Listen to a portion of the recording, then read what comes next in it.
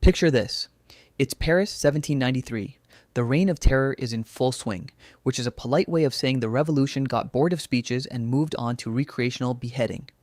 You don't even remember what you did. Maybe you said the wrong thing at the wrong dinner. Maybe your name sounded too aristocratic. Maybe somebody who owed you money pointed at you in a crowd.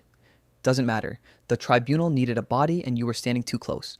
So now you're in a cart, hands bound, rolling through a mob that's throwing rotten vegetables and singing songs about your imminent death. They lead you up the wooden steps.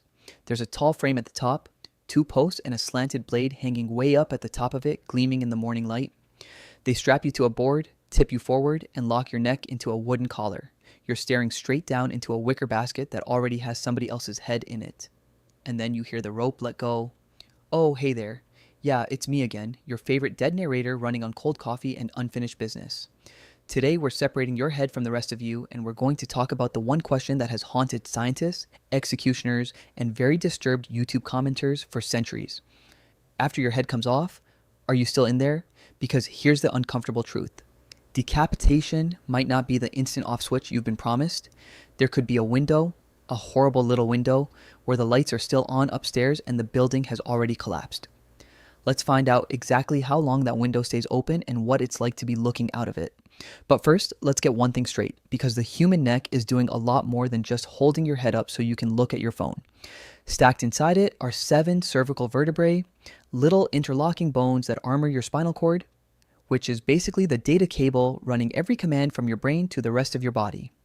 Wrapped around all of that, you've got your carotid arteries pumping fresh oxygenated blood up into your skull, your jugular veins draining the used stuff back out, your trachea feeding your lungs, your esophagus, and a dense bundle of muscle and tendon holding the whole arrangement together. To take a head off cleanly, a blade has to shear through all of it in a single uninterrupted motion. Skin, muscle, cartilage, bone, and spinal cord gone in one pass. That is genuinely hard to do with an axe swung by a nervous guy. It is much easier to do with a 400-pound angled blade dropping from 7 feet up, which is the entire reason the guillotine exists. Some French doctor looked at the medieval track record of executioners missing, hitting the shoulder, hitting the jaw, taking 5 swings to finish the job, and thought, you know what? Let's take human error out of this. And he succeeded. The guillotine was so reliable, so clean, so efficient at producing dead people that France kept using it until 1977. That is not a typo. The last guillotine execution happened the same year Star Wars came out. So let's say the blade does its job. What actually happens inside you? The instant your spinal cord is cut, every line of communication between your brain and your body goes dead at once. Your brain can no longer tell your lungs to inflate because the nerve signals that drive your diaphragm physically cannot cross a gap that is now several feet wide and growing. Your heart, weirdly, keeps thumping for a little while because it runs on its own internal electrical pacemaker and doesn't strictly need your brain to beat. But it's pumping blood out of a body that no longer has a head attached, so it's just emptying you onto the platform. And up in your detached skull, here's the part nobody likes to think about. Your brain still has a few seconds of oxygenated blood already sitting inside it from before the cut. That blood doesn't know the head it's in just became luggage. So for a brief moment, your neurons keep firing on the fuel that's already in the tank. The brain is still metabolically alive. The question is whether anybody's home to notice. And this is where the science gets genuinely uncomfortable because we honestly don't fully know. Some researchers argue that consciousness needs uninterrupted blood pressure to exist, and the catastrophic drop in pressure, the second the arteries are severed, slams the lights off almost immediately. Others point to the long, grim list of eyewitness accounts. There's a famous one from the French Revolution where a doctor claimed he called a freshly guillotined man's name and the eyes turned to look at him. Twice. There are reports of executed heads blinking, jaws working, faces twitching into expressions. Are those conscious responses, or just dying nerves misfiring as the cells run out of power and discharge their last charge? We genuinely cannot say for certain, because there is no ethics board on Earth that's going to approve that experiment. So we're left with rat studies, which suggest the rodent brain shows organized electrical activity for a few seconds post-decapitation, and a lot of disturbing anecdotes. The cautious estimate everyone seems to land on is somewhere between 2 and 15 seconds. 15 seconds doesn't sound like much. Try holding your breath and counting it while imagining you're a head in a basket. Let's walk it through, moment by moment. At second 0, the blade passes through your neck faster than your pain nerves can fire. This is the small mercy of a clean cut. Pain signals travel at a fixed speed, and a sharp blade severs the cord before the message ever reaches your brain, which means there may be no pain in the way you'd normally understand it. But your brain absolutely registers that something cataclysmic just happened. There's pressure, there's impact, there's a sudden total wrongness flooding in. Then, between 1 and 5 seconds, if you are conscious at all, you are experiencing the single most disorienting situation a human being can be in. Your visual cortex still has oxygen, so your eyes might still work. You could be looking at the inside of a basket, or the wooden platform, or a sky tilting sideways as your head rolls. But you cannot move. You have no body to move. You cannot breathe because lungs are a body thing.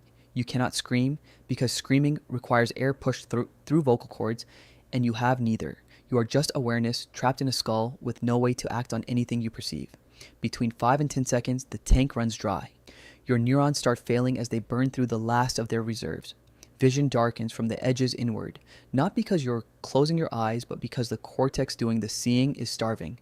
Sound muffles into a distant ring. Whatever fractured thoughts you were having dissolve mid-sentence. And by 10 to 15 seconds, the electrical activity in your brain flatlines completely. Whatever was, you is gone. Any twitching that happens after that is just cellular static, dead nerves firing into the void. So, what does it actually feel like from the inside? The honest answer is probably like a hard cut in a film. Most ways to die give you a runway. Drowning gives you minutes of panic. Bleeding out gives you a slow fade. Decapitation, done right, gives you almost nothing. One frame, you're a whole person dreading the drop. The next frame, the connection to your body is simply severed, and a few seconds of confused, weightless, sensory chaos later, the signal cuts to black. No tunnel of light, no life flashing past, no final profound thought, just a sudden, surreal, here then gone. And done wrong, which was the historical norm before the guillotine, it is a nightmare with no floor. A botched beheading meant the first swing wedged into your neck without finishing the job.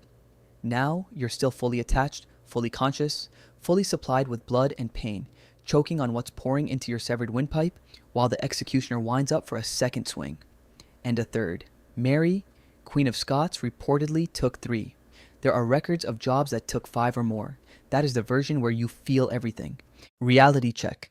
Beheading has been humanity's go-to execution method for basically all of recorded history across nearly every culture that ever had a sharp object and a grudge.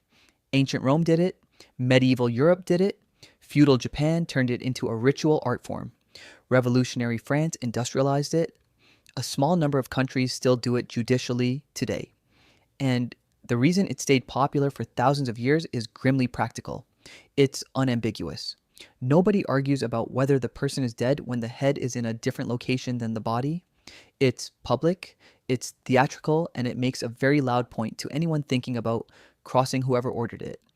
But here's the thing worth holding on to. Decapitation didn't disappear when the execution stopped. It still happens, just by accident now. Car crashes at the wrong angle. Industrial machinery that doesn't care what gets pulled into it. And the physiology is identical whether the blade is an executioner's axe or a steel cable that's snapped under load. Severed cord, starving brain, a few seconds of maybe awareness, then nothing. The mechanism never changed, only the setting did. So there you have it, getting your head removed, fast and almost merciful when the equipment and the operator cooperate, and an absolute waking horror when they don't, with a contested little window of maybe consciousness in between that nobody's ever going to get a straight answer about. The good news is your odds of being judicially beheaded are spectacularly low unless your life takes a deeply unusual turn. The bad news is that machines don't read history books, and a moment of carelessness around heavy equipment runs on the exact same physics the guillotine did. So watch where you put your neck. Like and subscribe if you enjoyed losing your head over this one. And remember, if anyone ever asks you to test out a brand new blade, let them go first. Their feedback will be brief but honest.